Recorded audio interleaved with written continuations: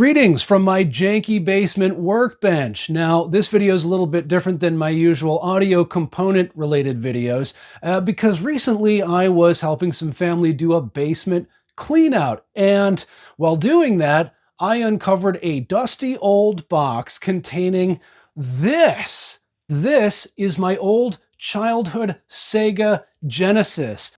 I had no idea it was still in a box anywhere. I really thought it was gone forever, and finding it was really kind of a nostalgia trip. So once I found it, I went, oh, I have got to take this home and resurrect this thing. My sister and I used to love playing this thing back in the day. You know, when the Genesis came out, it was really a revelation. It was such an upgrade from the old 8-bit video game systems. I think the Sega games, unlike Nintendo of the day, the games really hit harder on the Sega. There was you could get a little more violence if you wanted that, but even Sonic the Hedgehog, kind of Sega's answer to the Super Mario Brothers, something about it just hit a little bit harder. It had a little bit more edge to it. It didn't have the cutesy quality that a lot of the Nintendo games did. So I really enjoyed playing this old system.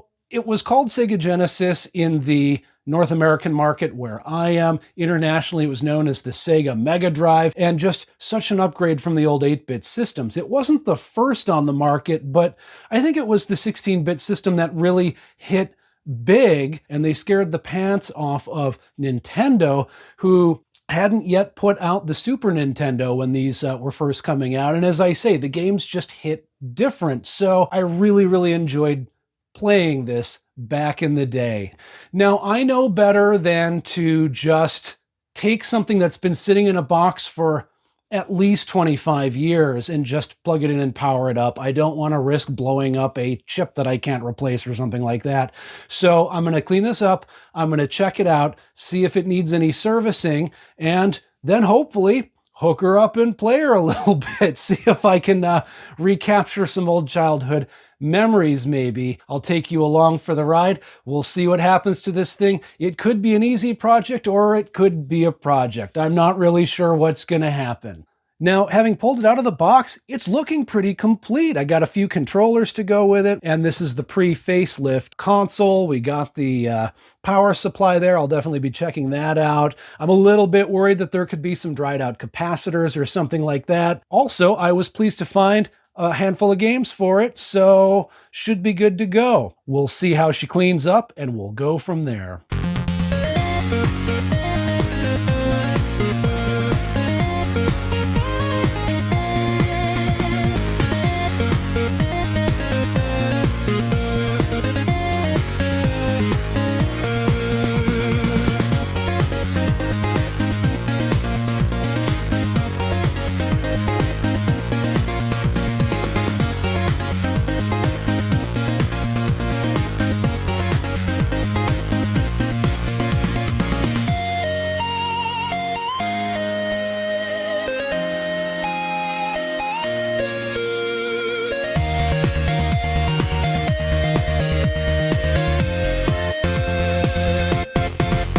All right, well, it's either a clean Genesis or a clean doorstop. Let's find out. But I'll tell you what, I hate working on filthy stuff, so it's never a waste of time cleaning up. So I'm going to start with power, and this is the original power supply. It's, let's see, 9 volts DC, 1.2 amps. Feels real heavy and robust. This will be an old linear supply. This thing's probably about 35 years old, and I'm sure it's been sitting for 25 years unpowered. So I'm just gonna plug it in and see what we got here and go from there. Let's see, no load we'll start with, and this one's the center pin negative. See what we got just on initial power up. 13.15 volts. You know what? I'm going to check ripple. And then what we'll do is we'll open up the Genesis. I'm going to leave this plugged in and just see if it remains stable. And we'll see what happens here. Okay. Now here's my ripple. I'm seeing about 50 millivolts. So with no load on a power supply that's like 35 years old, I got no complaints. So what I'll do is I'll just leave this plugged in. We'll see how it holds up over time. I'm going to repeat these tests with no load, and we'll try and be smart about this, yeah? So, this is going to take a moment to thank you all for watching. If you've made it this far, throw me a like and check in with me in the comments. I'd love to hear from you. Did you grow up with the Genesis? Were you a Super Nintendo person? Neither, both? Did you play something else? Did you have the TurboGrafx? I'd love to hear what you grew up with. Personally, I started with the 8-bit Nintendo, and then we got this Genesis, and then we actually played this pretty much through the 90s, and the Nintendo as well, because it was always pretty fun, even when it was outdated. You know, some Super Mario 3, come on. That's still fun. Love it. But I also remember that my sister and I both, once we had our kind of high school jobs, we took money we'd saved up and we went out together, and I bought the Sony PlayStation and she bought a Nintendo 64, and we brought them home together, and that's what we were playing once we started to get a little bit older. All right, let's see what we got here. You know, this, I'm just looking at this Genesis. It's made in Japan, and that bodes well. Much as I was a little bit surprised to see that power supply running pretty strong. Things that were made in Japan in the early 90s, pretty darn robust. So I'm not nearly as nervous about this as I was before. Oh my God. Yep. All right. Oh, look at that. Okay.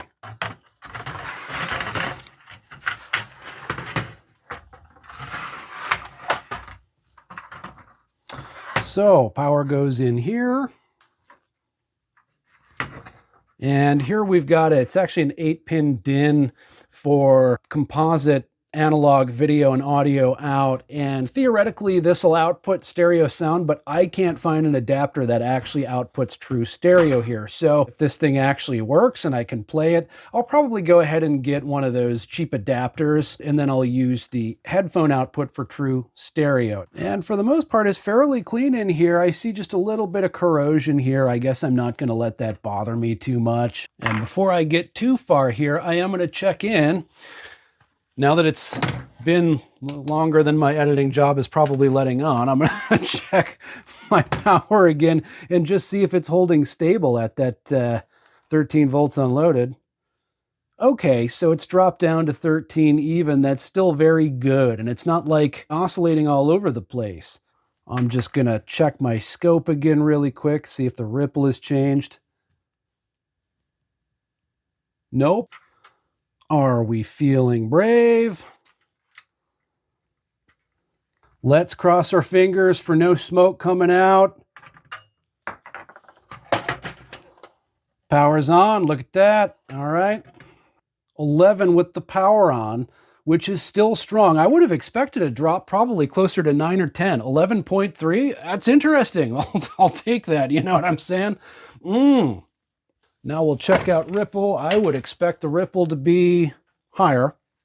Oh yeah, I'm seeing probably about 800, 850 on the scope. So yeah, there's probably a filter cap that's getting dried out on the power supply here.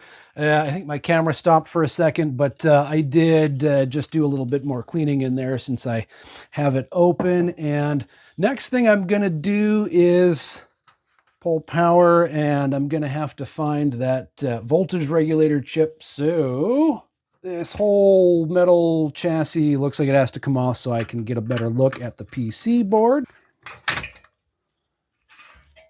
All right. We're in. Let's connect her back up. Let's see what's coming out of these regulators.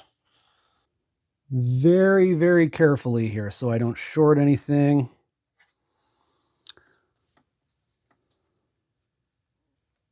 So going in, we got about 9.7 volts there. And 5 volts solid on this. Okay, I'm happy with that. Overall, I'm not really worried here. We've got the voltages we need, so nothing's probably going to go kablooey. Hopefully, maybe, definitely, probably. Yeah, 5 volts. I'll take it. Input on this side is about 10.5. Okay, so what we've got is no voltage sags. We've got pretty good 5 volts coming out. It's hard to complain with that. I mean, I could check ripple on the regulators, but I don't. I mean, let's not let's not go overthinking this. Am I right? We got good voltage on the regs. We know that probably it's about time for a new filter cap in the power supply, but we know that generally speaking, unless I power this thing up and there's all kinds of like noise on the audio rails or something, I'm not gonna super worry about it. I'm looking at the caps again, and you know, they're all original caps, obviously. None of them are showing obvious signs of like chemical failure. Okay, now there is one little elephant in the room here. I think the Genesis itself is okay, but I am still a little concerned about the power supply. Normally when it comes to wall warts, I don't think it's worth opening them up. A lot of times they're glued together or they're just a pain to get into. And then when you get in, there's miniaturized crap. But this one's older, and I was looking at it, and there's a few screws, some hex head screws here. And so I'm going to try and open this up and see whether it's really going to be a pain to get in or not. If I could get in easily and take a look, great. And by the way, if you are playing along at home, if you're watching this video because you also want to take a look at an old Genesis, make sure that you are comfortable doing this kind of work. There is danger involved, especially when you're working on power components. And, you know, I don't take any responsibility if you are following along and you botch your repair or get yourself hurt. You need to know your limitations. You need to know how to work safely. If you're not comfortable doing work like this, don't do it. Stop and spend some time learning how to work safely. I cannot take responsibility in other people's errors here. Personally, I've been inside plenty of stuff. I'm not an electrical engineer. I know my limitations. I don't try to do any work that I'm not comfortable with or don't feel that I can do safely, and that's really important, y'all, okay? So yeah, 5/32 socket. I guess the equivalent metric would be what, 3 or 4 mil probably? I don't know. So, all right. Let's see if we can get into this thing.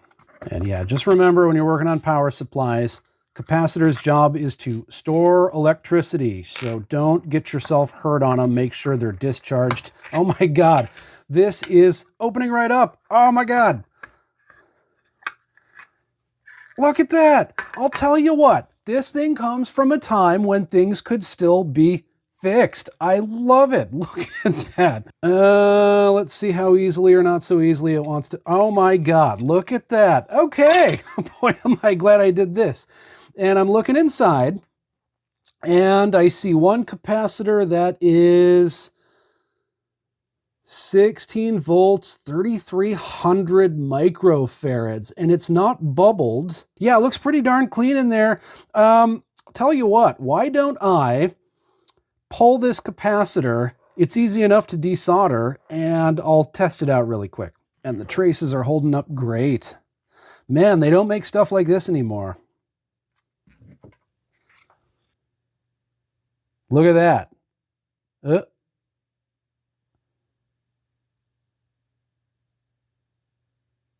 3550. So, I mean, by quick math, it's still probably technically within spec, but I mean, let me see if I have one of this value handy. Okay. Yep, I've got a actually 4700 microfarad that will fit and be suitable, so we'll give this thing a little upgrade while we're at it, and give it another good few decades, probably. I can't get over how easy this thing is to work on.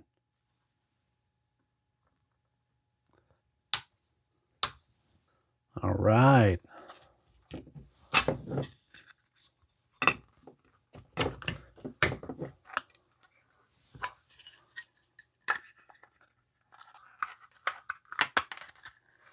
All right, we'll check this once more.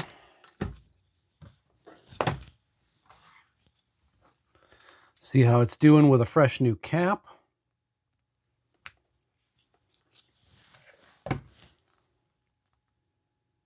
Okay, old reliable there, still at our just over 13 volts, and I'm going to check unloaded ripple once more. 4, science.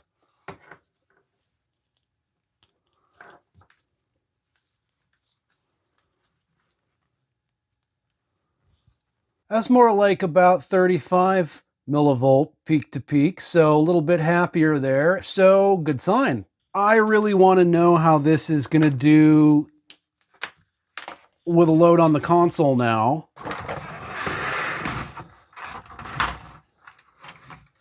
And I would surely expect this to be something less than 850 this time. So let's take a wee ganders at the input power here again, just for science. Yeah, we still got our 11.3 going in, so no changes there. And because it takes me really both hands to get this on the scope, I'm sorry I can't easily get you a shot of this ripple, but I'm looking at probably more like 600 on the ripple. I think that's probably pretty good. So yeah, throwing a new cap in there, good idea. Could the old one have worked? Yeah, it still was working, but it's good hygiene. All right, so I'm gonna get this all buttoned up here. And what do y'all say? I think we should give it a try. I want to play this thing, you know? I'm going to hold off on recapping this whole board because I think things are plenty okay enough for just playing around with it. If I was going to start playing this every day, yeah, you know, I probably would go ahead and just recap it, but I think just for trying it out, I've got absolutely no concerns about this at all. If the video or the audio looks weird when I hook this up, then I'll feel differently. But I think we're pretty good here. So let's get it hooked up and let's give her a try. Let's go.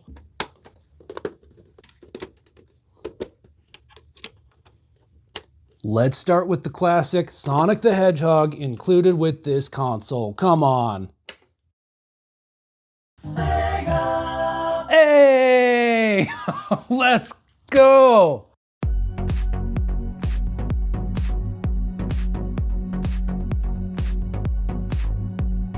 Oh man, I'm gonna have to get used to the 3-button and D-pad controller again. Oh, it's been a while. Yeah, see, this was like the perfect Super Mario Brothers for adolescents, right? I mean, it's an angry looking small mammal. Is that not an adolescent? I mean, let's be honest, right? Tasmania. Remember when there was this weird Looney Tunes resurgence in the mid-90s? Oh my God. Now, unfortunately, this one, it looks like the cartridge has a problem. I can't get it to load past that first licensing screen. And unlike modern consoles, where literally they are just computers that are running an operating system that's specific to gaming, your Series X or your PS5 or whatever, those have like normal computer boot sequences because they're just computers, special little computers. With the Genesis, it's either on or it's off, and everything loads from the cartridge. So if the cartridge doesn't load the program, it's a problem. So I don't think this one's gonna work. Unfortunately, we'll have to skip this one. I remember it being kind of fun, even if it was just a weird sort of rehashed Looney Tunes thing. It wasn't a half bad game. All right, well, let's see if another cartridge works. World of Illusion starring Mickey Mouse and Donald Duck. Okay, that's a good sign. That's a good sign. I barely remember this game. Oh, this was a super weird game. I don't remember this one at all. He's got a magic carpet. What the heck? Guess I need my magic carpet. Take that with my carpet.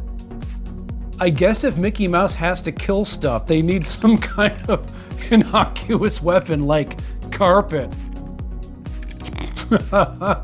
Oh my God, I completely forgot this game. I don't know what I'm supposed to do. And hey, I'll tell you what, if you're watching this, if you're somebody who's on the younger end, maybe you discovered an old Sega like at a Goodwill or something, and you're trying to figure out what your parents were playing when they were kids, Games used to be a lot harder than they are now. You just kind of had to figure things out. There was no internet. There was no guide to tell you what to do. You couldn't just Google it. If you didn't understand a part of a game, you just had to figure it out. And there was no saving. So, like, if your character died, you were starting over. So, you know, like, what these games lacked in complexity, they made up for in just sheer challenge. I mean, you just had to figure out how to do well by doing it over and over and over. And if you didn't know how to do something, you either gave up or you figured it out. These were great games for problem solving. And I remember at the time our parents would be like, you need to go outside and play. These video games will rot your brain. And what they didn't understand, because they didn't grow up with these things, is that these really were puzzles, and they were great for learning how to figure things out, learning how to kind of think independently. And I think that's something that's kind of lost in modern gaming, but boy, going back to this is a real trip. I'm giving up. I gotta start this one over because I have no idea what to do. Yeah, there isn't even a back button. There's a reset button. You want to start over, you hit the reset button on the console. And yeah, no animated intro sequences, no cinematic effects. You read the text on the screen, you push a button to keep it moving. Boy, oh boy, have games come a long way since Sega Genesis. Yeah, there's a really specific sequence that you have to go through to make this game even work. Oh hell. Oh no! I lost. Man, World of Illusion, this game was so trippy. I forgot all about this game, but as you played through it, it got weirder and more trippy and sort of dreamlike. It was not a bad game, actually. Sonic 2, Sonic and Tails. This one was awesome for two-player. This one could end sibling rivalries as easily as it could cause it.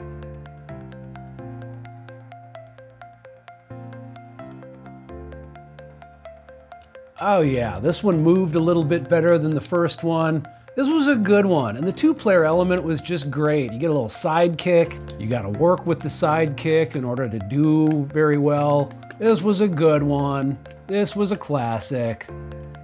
You learned when you played these games that like the stakes got higher and higher. The further you played, the higher the stakes, the more careful you had to be. It wasn't like games today where you just, there's just unlimited amounts of you can keep on trying and there's no big loss.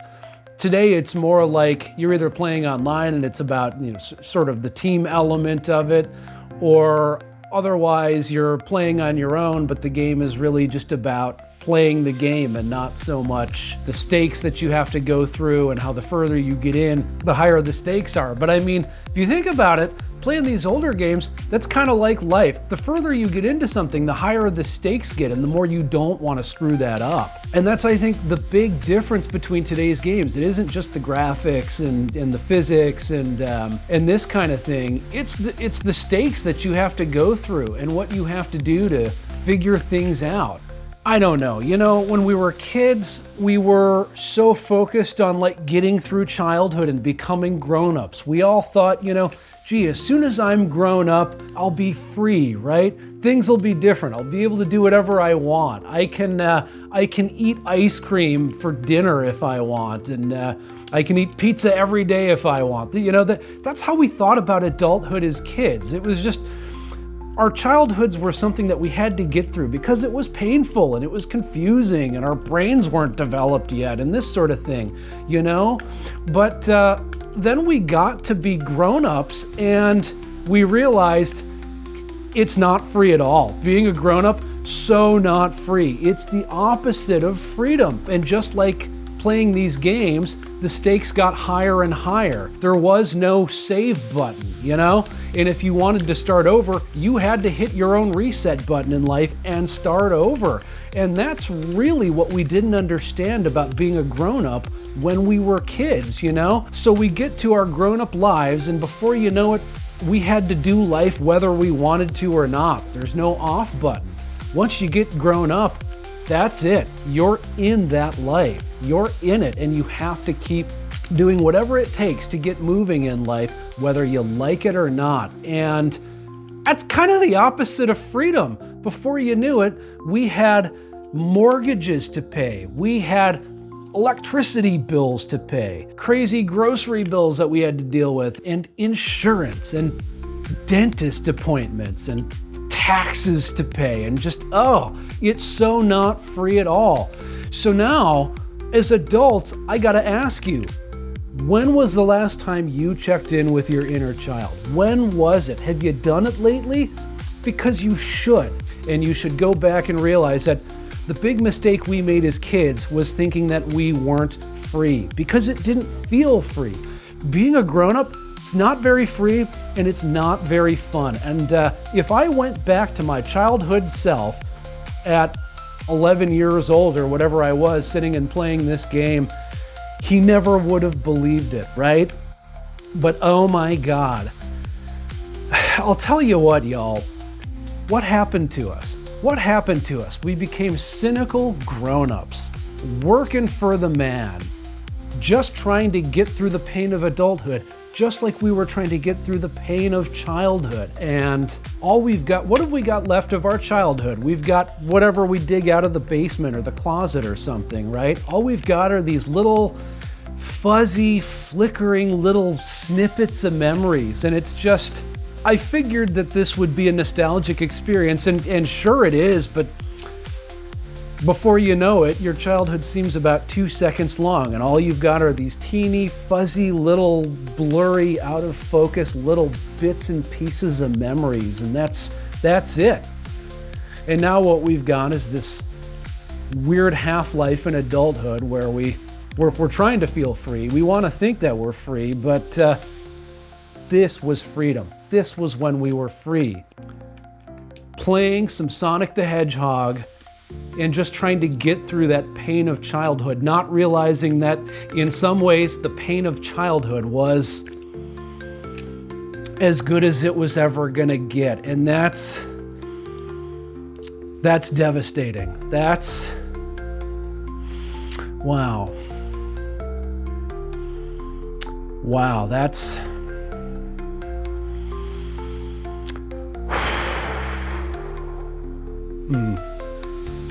I don't know.